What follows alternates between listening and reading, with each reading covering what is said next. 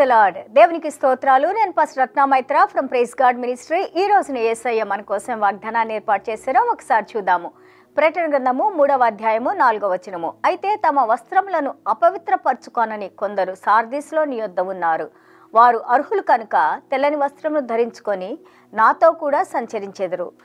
Revolution chapter 3 verse 4.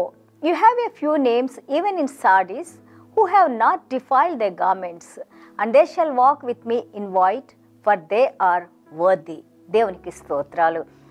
మనము 7 సంఘాల గురించి విన్నప్పుడు దేవాది దేవుడైన మన యేసయ్య తన అపోస్తలుడైన యోహాను గారికి దర్శనం ఇచ్చి అందులో వ్రాయించిన ప్రకటన గ్రంథం మనం చదువుతూ ఉంటుంటే దేవుడు ఎంత చక్కగా మనకి ఎన్నో తెలియని విషయాల్ని తెలియజేస్తూ విశ్వాసం ఉంచడానికి వాటి ప్రకారం మనం నడుచుకోవడానికి ఏ విధంగా దేవాది దేవుడు మనకి సహాయం చేస్తున్నారో చూడండి.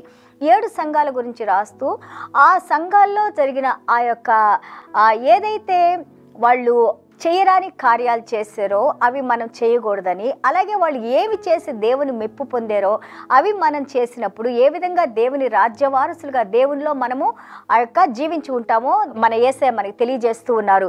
ఇక్కడ సార్దీస్ అనే సంఘం గురించి మాట్లాడుతూ it's a dead church. Actually దేవుడు పిలుస్తారు దాన్ని. వాళ్ళు బ్రతికి ఉన్నా కానీ వాళ్ళు మరణించిన వారితో సమానం అంటారు. ఎందుకంటే వాళ్ళు ఆత్మలో మరణించి ఉన్నారు.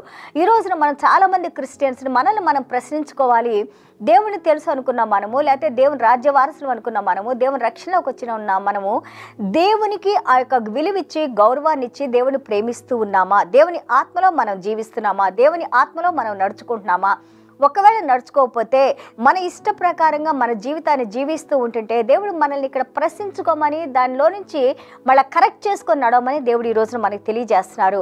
Even though we are alive physically, మనం శారీరకంగా జీవించి ఉన్నా కానీ ఆత్మలో మనం జీవించి ఉన్నామా? సార్దీస్ వాళ్ళని దేవాది దేవుడు యేసయ్యమంటున్నారు, even though they are alive they are dead because the spirit is not in them. ఏదో జీవించి ఉన్నానని అనుకుంటున్నావు కానీ బట్ యు ఆర్ డెడ్ అని యేసయ్య అంటున్నారు. అలాగే బీ వాచ్ఫుల్, మెలకుగా ఉండండి, జాగ్రత్తగా ఉండండి. చూడండి, మనకి మత్తయి సువార్త 24:42 వచనం, అలాగే 24:44 వచనం, అలాగే మత్తయి సువార్త 25:13 వచనాన్ని మనం చూస్తూ ఉంటే దేవాది దేవుడు అంటున్నారు, ఏ సమయంలో ఏ గడియలో దేవాది దేవుడు వస్తారో తెలియదు కానీ మనల్ని మెలకుగా ఉండమంటున్నారు, జాగ్రత్తగా ఉండమంటున్నారు.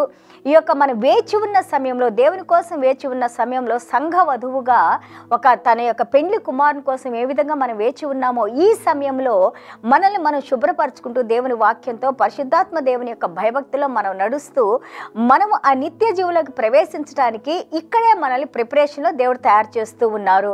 అలాగే మనం చూస్తూ ఉంటుంటే ఎందులో అయితే మనం పడిపోతా ఉన్నామో దేవుని పాదాల దగ్గరికి వచ్చి మనం వేడుకుందాము. ఆయన శక్తిని మని ఆయనలో జీవించడానికి కావాల్సిన కృపను అనుగ్రహించమని మనం వేడుకుందాము. ఎందుకంటే దేవాది దేవుడు అంటున్నారు, మీ పనులు దేవుని ముందు అవి పర్ఫెక్ట్గా లేవు, చేసిన పనులు ఏది దేవునికి ఇష్టంగా లేదు అని అంటున్నారు ఈ సంఘం గురించి. ఈ రోజున మనం చేస్తున్న పనులు దేవాది దేవుడు ఎందుకు మనల్ని ఎన్నుకున్నారు? ఎఫెసీయుల పత్రికలో మనం చూస్తే 2వ అధ్యాయం 8 నుంచి 10 వరకు చూస్తే జగత్పునాది వేయక ముందే దేవుడు మనల్ని పేరు పెట్టి పిలుచుకొని ఆ యొక్క విశ్వాసంలోకి దేవుడు మనల్ని నడిపించి దేవుని యొక్క రక్షణలోకి రావడానికి, దేవుని యొక్క రక్షణ పొందడానికి దేవుడు మన కృపను అనుగ్రహించారు. అవి మన మంచి పనులు కాదు కానీ దేవుడు ఉచితమైన కృపని మనం నేర్చుకున్నాము. ఈ కృప పొందిన తర్వాత 2:10 అంటారు, God has chosen you to do the good works. మంచి కార్యాలు, ఇతరులకు మేలు కలిగే కార్యాలు, చెడుని విడిచిపెట్టి మంచి వైపు నడవటానికి నేను మిమ్మల్ని ఎన్నుకొన్నాను అన్నారు. ఇక్కడ సార్దీస్ అనే సంఘంతో మాట్లాడుతున్నారు, మీరు చేసే పనులేమి దేవుని దృష్టిలో అవి మంచిగా లేవు అని అంటున్నారు. అవి మీరు చాలా చెడ్డ పనులు చేస్తున్నారు, వాటిని కరెక్ట్ చేసుకోకపోతే you will pay the price అని చెప్పేసి వార్నింగ్ ఇస్తున్నారు, హెచ్చరిస్తున్నారు.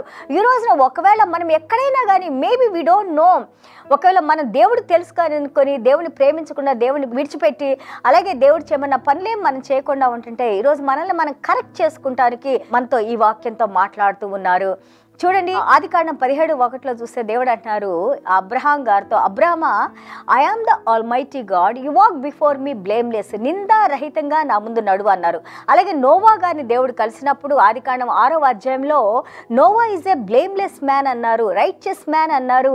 అలాగే దేవునికి భయపడి నడుస్తున్న వ్యక్తి అని అన్నారు. అలాగే మనం యోబు గ్రంథం 1వ అధ్యాయంలో చూస్తే యోబు ఎంతో ధనవంతుడు అన్నారు, నిందారహితుడు అన్నారు.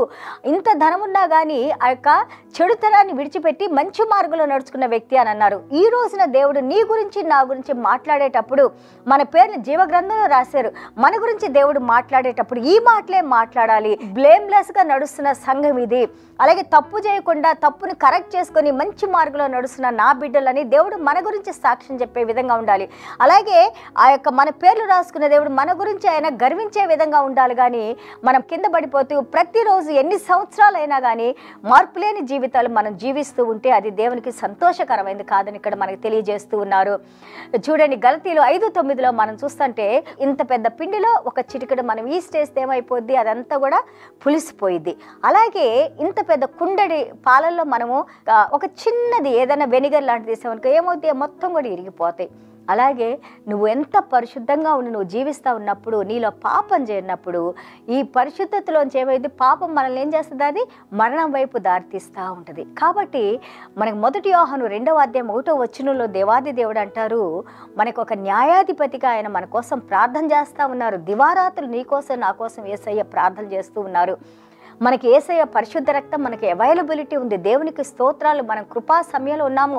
తండ్రి నా పాపాలను మీరు క్షమించడని ప్రతిరోజు ఒక విశ్వాసి దేవుని యొక్క పరిశుద్ధ రక్తంతో కడిగి మనం శుద్ధీకరించమని ఆయన వాక్యంతో మనకి ఆ యొక్క శుద్ధీకరణ చేయమని మనం వేడుకున్నప్పుడు మన పాపాలు క్షమించి మనల్ని పరిశుద్ధులుగా చేసి మనం చేసే పనుల్ని దేవుడు మెచ్చుకొని మనకి బహుమతి ఇచ్చే దేవునిగా మనం చూస్తూ ఉన్నాము.